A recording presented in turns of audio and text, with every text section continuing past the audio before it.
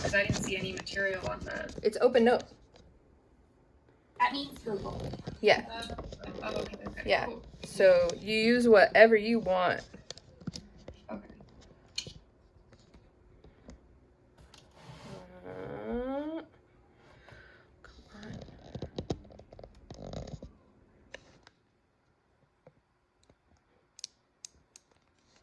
Sorry, you guys. It really bothers me when this thing isn't like good looking. Okay, cool. Okay. Sorry. Okay, so we are looking at the exam. So let's go back to the Lewis question. So this is number 16. Right? It's asking us for the best Lewis structure for nitrite. Right?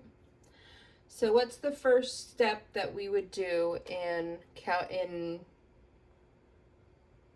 determining the Lewis structure? Oh my god. Nitrogen in the middle. First step. Finding the valence electrons for We each need- element. Yep, we need the total valence electrons, right? So nitrogen comes with 5. Oxygen comes with 6 times 2 uh-huh. plus 1. And then we have the negative charge here, means we Add an electron. add one more electron. So this gives us 12 is 18 total. Yeah? Yes. Angelique, you alright with that? Okay. Questions? We cool. Alright, so now, as Sarah suggested, we will put nitrogen in the middle and put the oxygens on either side of it. And that means that we've used 4 electrons in bonding. So we have 14 electrons left over. Wait, Professor, I have a question. Yes. Sorry. So how do you know you're only supposed to put 2? Is that because there's only 2?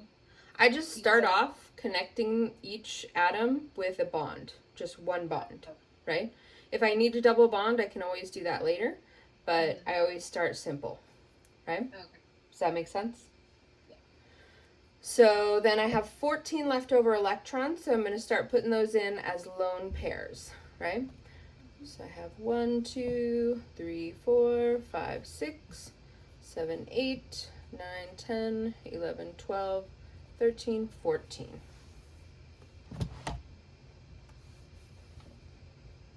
All right.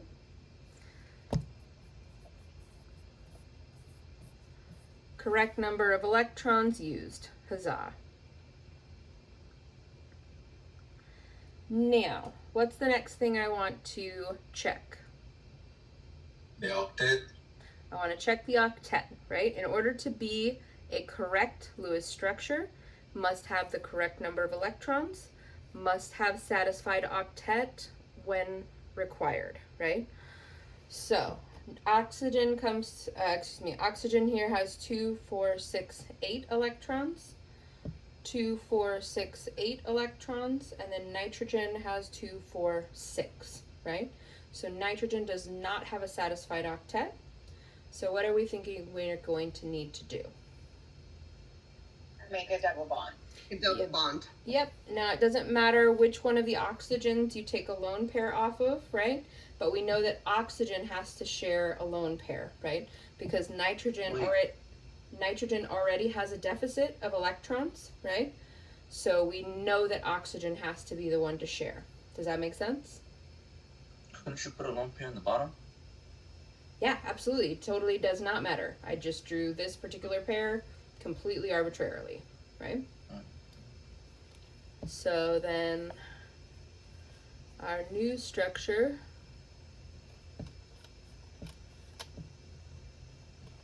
would look like this.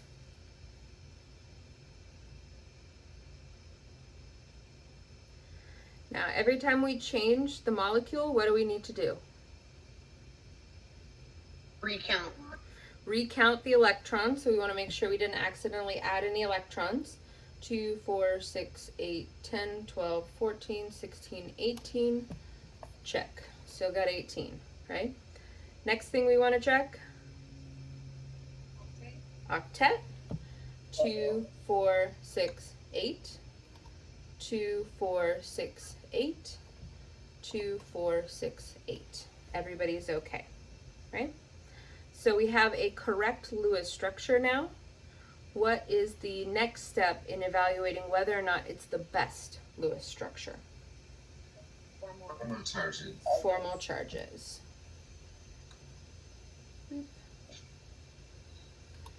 So, I have oxygen came to the table with 6 electrons, right? And here it has 1, 2, 3, 4, 5, 6, 7 electrons around it. So the charge on that atom is -1. -1, right? Nitrogen came to the table with how many electrons? 5. 5 electrons. And how many does it have here? 5 electrons. So no charge on nitrogen, right? And last but not least, oxygen over here came to the table with 6. How many does it have? 6. So no charge on oxygen here, right? So our final Lewis structure, just to clean it up a little bit for you, will look like this, right? Now, if you had the double bond on this side, that would be equivalent, right? Doesn't matter. Does that make sense, guys? Yes. Cool. Now, for our purposes, you're not going to actually have to draw any of these structures, like for turning them in, right? But there are instances where you'll have to know how to draw a structure in order to answer the question, right? So that would be something like getting a skeleton structure where you have all the single bonds given, but no lone pairs and no double bonds, right? It could be you're given the chemical formula and you're asked to find the total valence electrons and maybe how many electrons are used in bonding, something like that. Does that make sense, guys? We cool. So, since we've got it here, what's the geometry of this guy? Bent. That's correct. It wasn't in the question, but we have 2 attached atoms and 1 lone pair. That gives us a bent geometry, right? So this would have a net charge. Oh, sorry, I didn't draw it. Thank you, Lindsay. Yes, it does. Thank you for correcting me on that. This wouldn't be correct unless I put that charge there. And that's because, we went over earlier, nothing's canceling each other out, right? It has the remaining Even charge. if there were canceling charges, I would still like to see that you know how to do the formal charge. Does that make sense? Yeah. I just meant like definition-wise, like there's a net charge because there's not a plus on the other side. Correct. Yes. Agreed. Yeah, Mhm. that's what I meant. Yeah. No, isn't it because like that in the problem it said there's a negative on the It's both. chemical formula? Yeah. So both of those are just 2 ways of saying the same thing, right? Yes, there's a negative here, so there better be a net negative here, right? But there could also be extra charges, right? And all of the charges better sum to that -1 charge. But if right. But if there was a positive on the other side, then like there would still be 2 formal charges, right? Correct, right? But you couldn't have a positive charge on this molecule without having another negative charge. Because you have to have a net -1. Okay. It's not. Just the net and formal are different. a net charge and a formal charge are different things. So you Right, can have but formal. I'm just confused. Like, why are we talking about net charges? I feel like we haven't talked about that. So there are cases where you can have polyatomic ions that have more than one formal charge, but their net charge must equal whatever the charge is out here. That's why. Oh, okay, I see. All right, thank you. I think it's hard to think about these things in the abstract.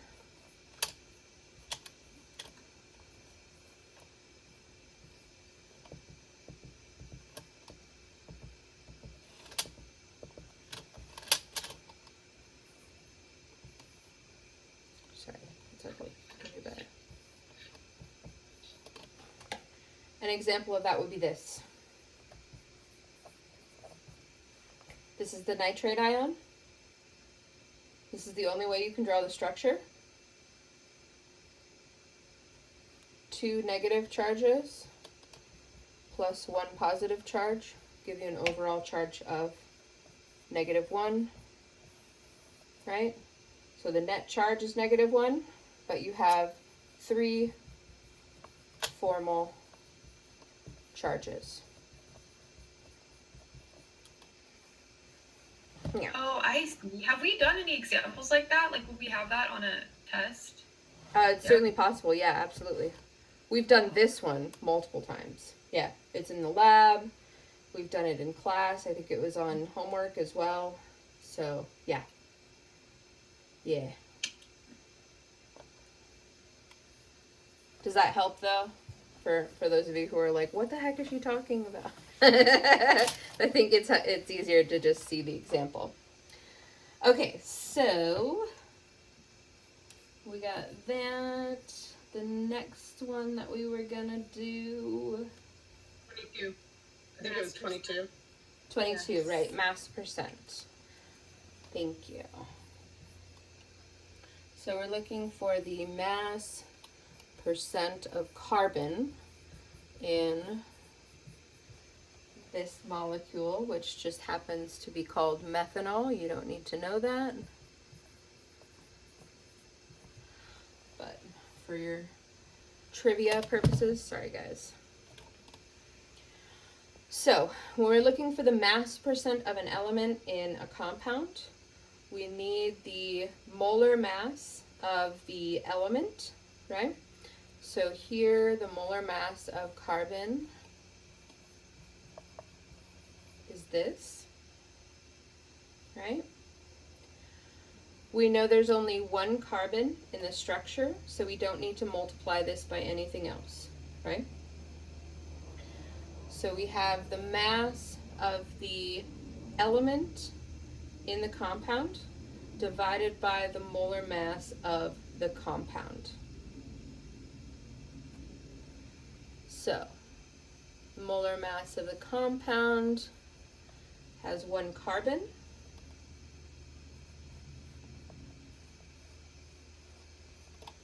Four hydrogens.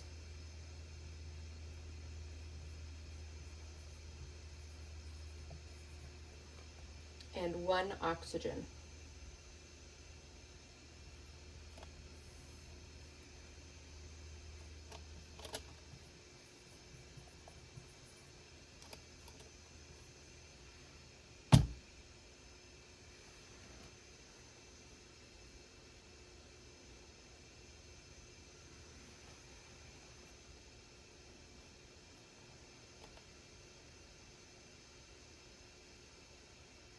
What does that give us?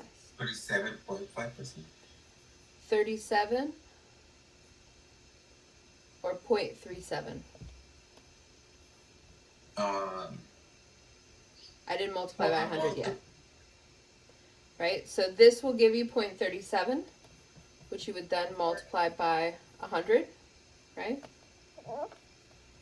And that would give you 37%. I Right? got 37.48. Ah, Does that yes. matter? Does it have to be exactly 37.5? Well, in this case, it's a multiple choice question, So one of the answers is this, right? So yes, it does matter. Right? So answer is C. Does that make sense, guys? So finding the mass percent, we can do that, right? Cool. Hopefully. That's always the dream, right? Okay, so that was everything. Now we're up to 27, yeah? Yeah, 27? Cool.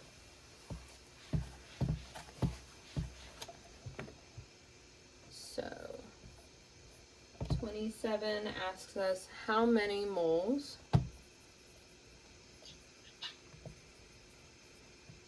of NaCl are contained in 16.85 grams of NaCl.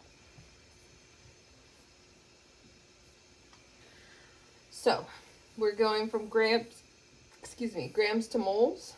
So what piece of information do we need? The molar mass. We always need the molar mass to get from grams to moles. Just in case you guys haven't seen this, which is in 6.2, right? We good? Grams of a compound to moles of a compound. We need that molar mass, right? Coolsies? So, with NaCl, right, we have one sodium, right, and one chloride, 58.44. 35. 35, 45, yeah. Yeah. 58, 44. Yeah, we cool? 22.99 plus 35.45, right? We're talking molar mass of sodium plus the molar mass of chloride, right? Coolsies? Mm-hmm.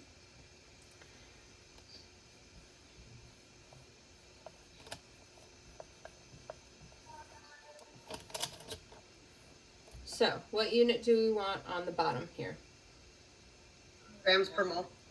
We want grams of sodium chloride on the bottom, right?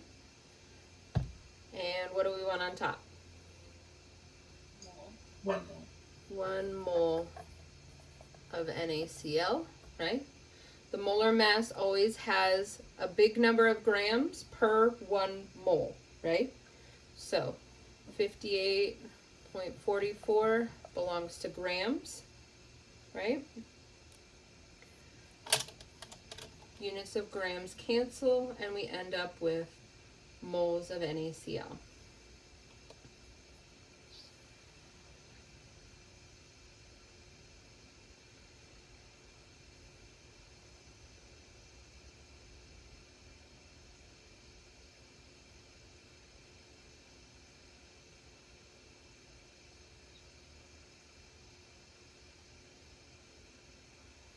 What'd you guys get? 2.88. 0.288? Oh, point two. Sorry, I was doing already the sign up. No worries. Oops.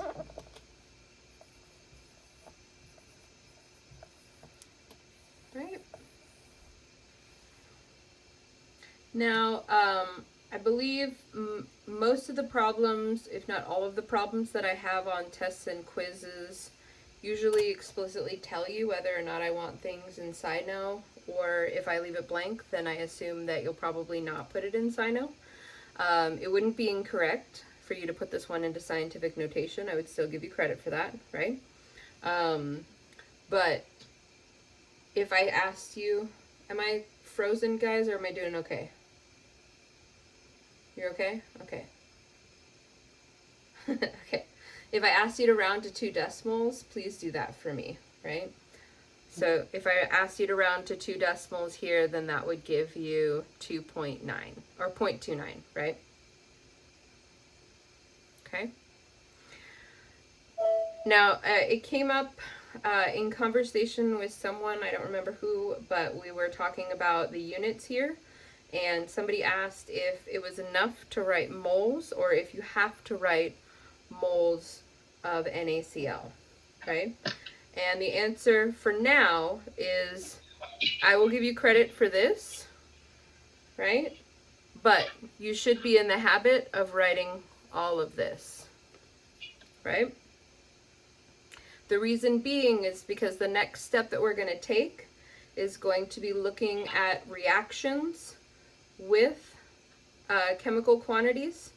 So then we'll have 3 to 4 to 5 different molecules in a given problem, and it becomes really important to know who these moles belong to, right? You don't want to get lost and not know who the moles belong to, right? So, best answer has all of the information. For now, just this would be acceptable, but going forward on the next exam, it will not be, okay? Everybody with me? Questions?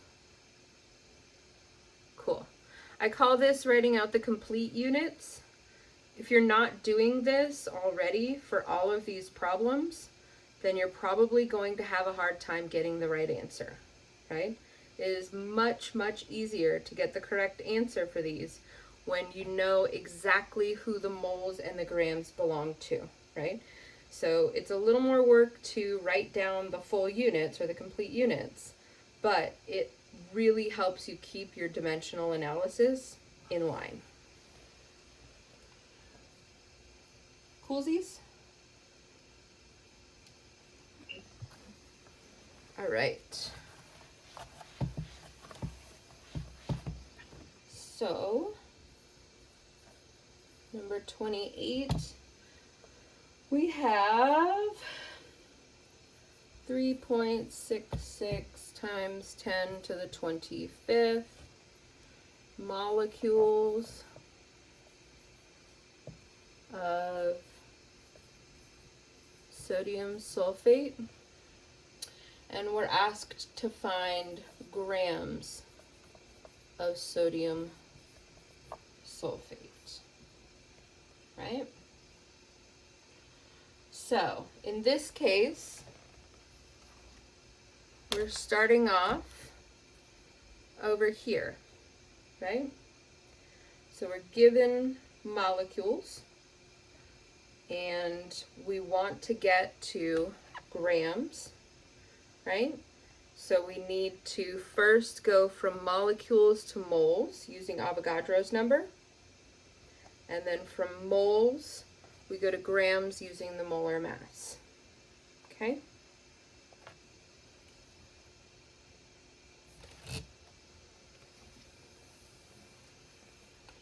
So,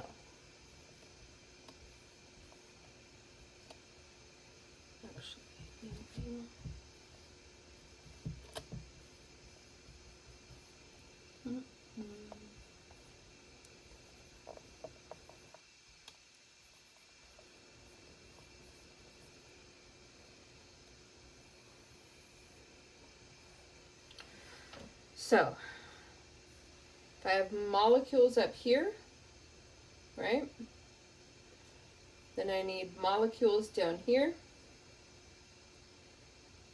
which means that Avogadro's number is going to go here, right?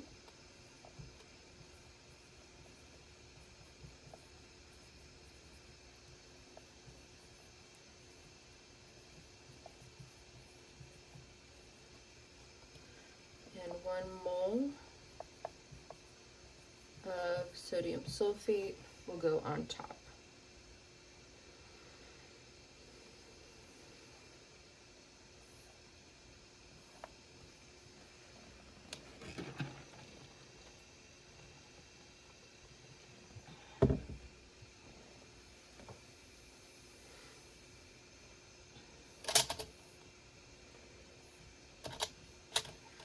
So now I have moles of sodium sulfate on top, right? So what unit should go on bottom here?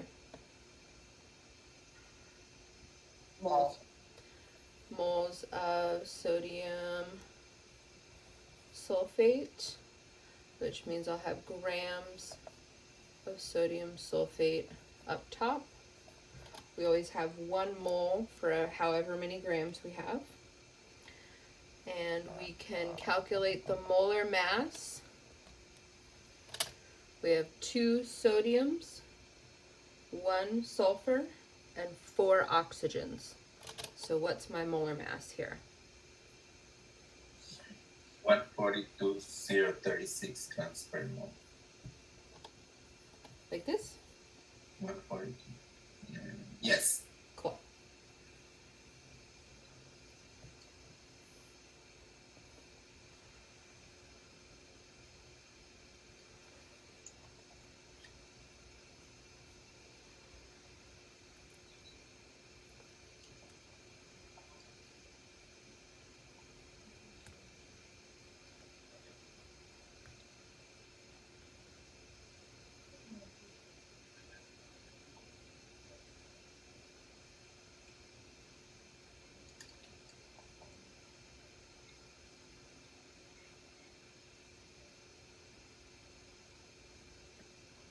I got something a lot slightly different. I got like 141.976 for the molar mass. Are you using this one? Uh-huh. Are you rounding? No. Then that could be it. It's Oh, close. okay. It's close enough, basically. Okay, cool. Yeah. Thank you.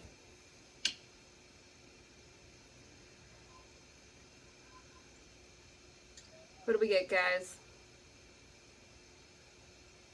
I got 8.6 times 10 to the 3 grams of.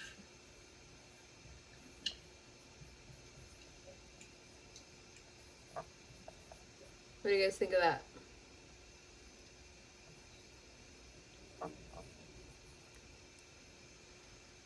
I'm so sorry. I may be a little behind here, but why is it not 10 to the 2? Because isn't it 25 minus 23? Yes, but you're also multiplying by 142. That's where I was missing it. Sorry. Yes. No worries. That's fine. Anybody else want to back up Jesse on this one? Yep. Cool. Yeah, that's what I got. Excellent. I'm slow, so I haven't. No worries. That's fine. Any other questions about that one? So I really think that drawing the molar coaster is very helpful in terms of being able to visualize this. Thank you, Juan Carlos. And I want to just go ahead and push ahead, so I know some of you maybe haven't finished doing the calculations, but I'm going to erase. I love you and I'm sorry.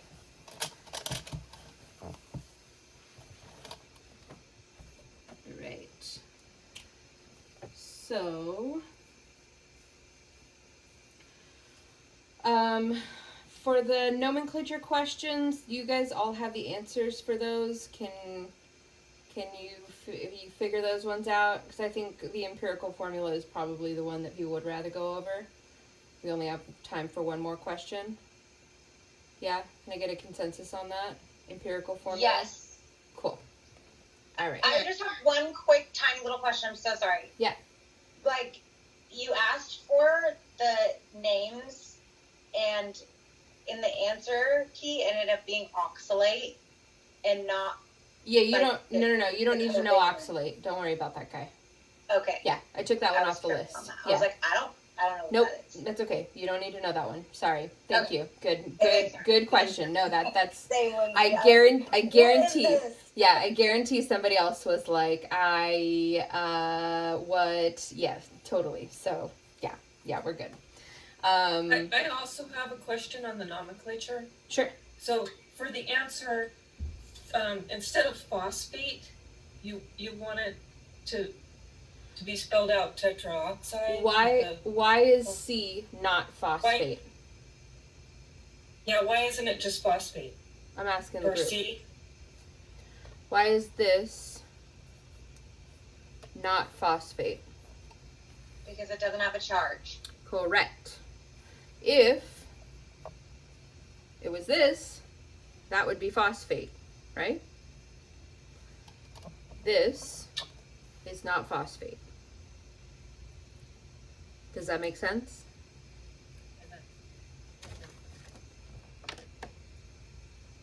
Was that Nikki was asking the question? I'm trying to do voice recognition here because I can't see who is asking that. Okay, cool. All right, so let's do our empirical formula problem. So we're given the mass percent of sodium, mass percent of sulfur, and the mass percent of oxygen, right? And we're asked to find the empirical formula. So, what do we do first with the mass percents? Divide them by the molar mass. Treat them as mass. Pretend like they're masses, right? So first thing we Gotcha. do is we say, instead of percentage here, I'm just going to stick a gram on it, right? So we arbitrarily just say, this is 29.1 grams, 40.6 grams, and 30.3 grams, right? Then we can do what Lindsay suggested, which is convert them into moles. So, we want to convert to moles. Grams of Na needs to be on the bottom. 1 mole needs to be on top, right? And the molar mass of sodium is 22.9. I'm going to let you guys calculate these, and I'm going to write the other two out, and we will come together with our answers.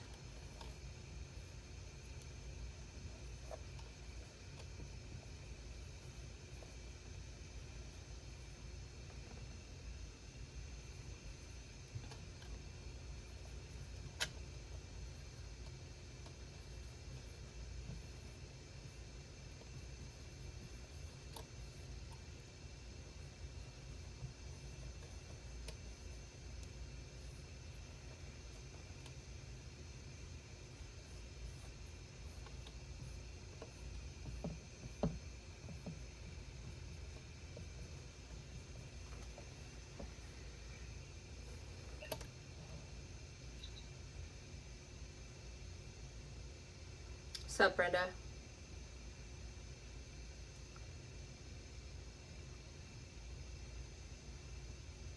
I can't hear you.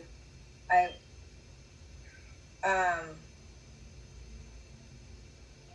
was just trying to understand why we're dividing, but now I see because we're dividing by the molar mass of the. We're trying to find moles, right? So, on our molar coaster, right? We're starting off with grams. We want to go to moles. We need the molar mass, right? Got it. Thank you. Yeah. Other questions about that?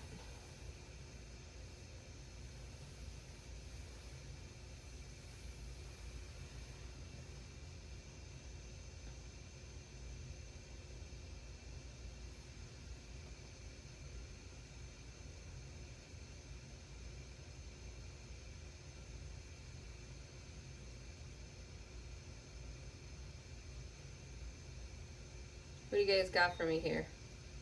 Got 9.73. You got 9? I got 1.26. Here we go.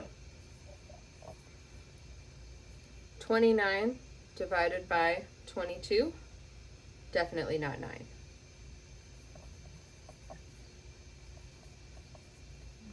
And just to make sure, this is where we don't want to round off, right? We can do a little rounding here. Yeah, Okay. we'll talk about when the rounding should never be. Okay. What do you guys got for this guy? I've got 1.26 as well. Well, 1.27, I guess. We'll call it 1.26.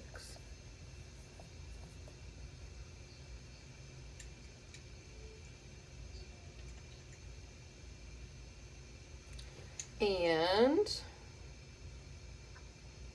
1.89, something like that. everybody okay with me there? Cool. So next step, what do we do? Divide them all by 1.26. Divide them all by the smallest guy, which is 1.26.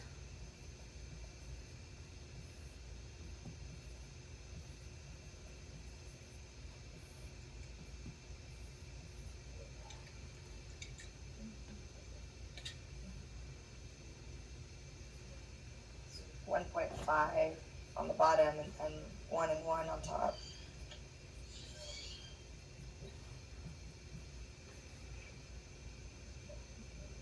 Everybody okay with that?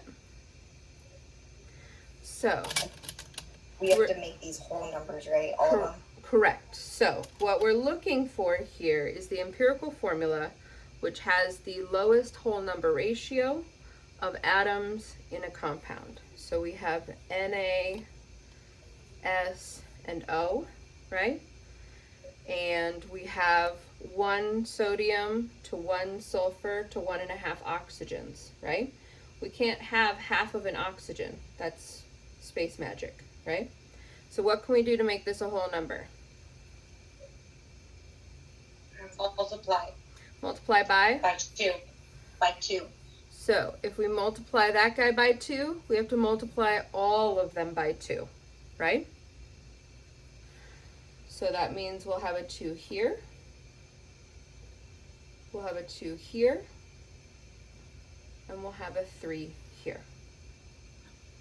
Why are you multiplying by 2? Because we need to get the lowest whole number possible here, right? So if I multiply this guy by 2, that'll get me 3, which is a whole number, right?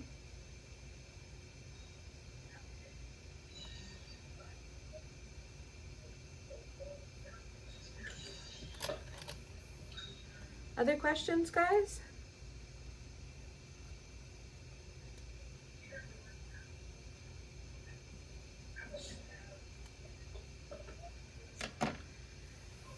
What do you I think, have a guys? question. If this formula worked out where the sodium was 1 and the sulfur was 1, and then maybe not oxygen but something else came out to 2, is that the number? And then you're done there? You Yep. don't have to multiply or anything? Yes, so the question is, if you don't have a situation like this, where you have half of an atom, then you don't need to multiply. Then you would just stop at this step, right?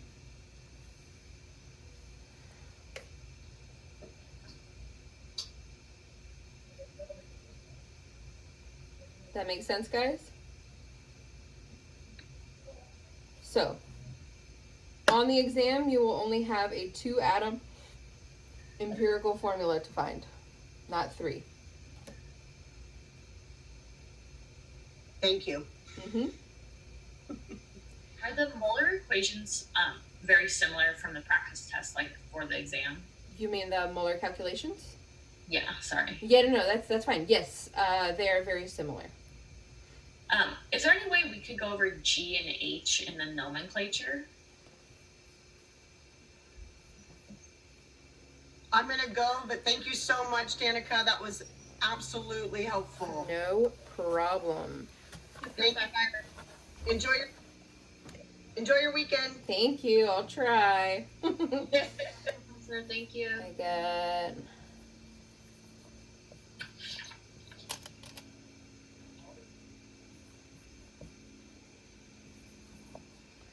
So this guy that, right? Yeah. Yeah. Oh, so that's why it's PB201. Okay. So you need 2 of these guys Uh-huh. for every 1 of these guys, right? Yeah. And then the lithium nitride. I have it circled. I don't really remember why, honestly. Probably because you wanted to make that nitrate or nitrite. Oh, so it's just N, and it ends -3. Yes. Okay. Yeah, Cool. that is what I was doing then. So that would be your chemical formula. Okay, cool. Thank you. Yeah, no problem. Any other last ditch questions?